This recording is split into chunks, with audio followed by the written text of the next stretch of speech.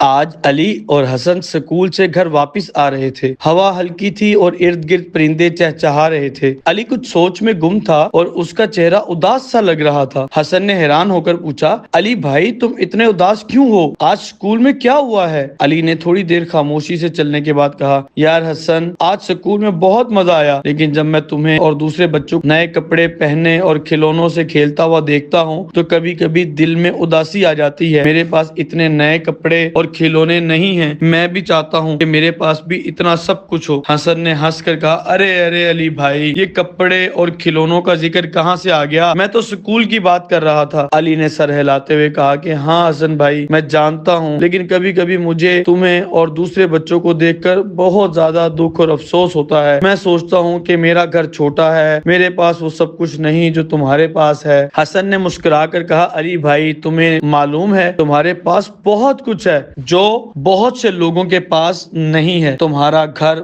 بہت اچھا ہے، تمہارے پاس صحت ہے اور پیار کرنے والے والدین ہیں، اور تمہارے پاس علم حاصل کرنے کا موقع بھی ہے، اور سب اللہ کی بڑی نعمتیں ہیں۔ ہمیں ان کا شکر ادا کرنا چاہیے، کیونکہ شکر کرنے سے خوشی ملتی ہے اور اللہ ہمیں اور برکت دیتا ہے۔ علی نے سوچتے ہوئے کہا، ہاں حسن، تم ٹھیک کہتے ہو، میں نے ہمیشہ ان نعمتوں کو نظر انداز کیا۔ میں اکثر یہ سوچتا ہوں کہ میرے پاس کچھ نہیں، مگر تم نے مجھے یاد دلایا کہ میرے پاس جو کچھ ہے وہ بہت قیمتی چیز ہے۔ حسن نے کہا، دیکھو علی بھائی، ہمیں ہمیشہ شکر کرنا چاہیے، ہمارے پاس کچھ کم ہو یا زیادہ، شکر کرنے والے ہمیشہ خوش رہتے ہیں۔ اس دن سے علی نے دل میں فیصلہ کیا کہ وہ ہر دن اللہ کی دی ہوئی نعمتوں کا شکر ادا کرے گا، چاہے وہ کم کپڑے ہوں، سکول کی کتابیں ہوں یا والدین کا پیار، سب کے لیے شکر گزار رہے گا۔ اور اس شکر گزاری کی وجہ سے علی کے دل میں خوشی اور اطمینان کا احساس پیدا ہو گیا۔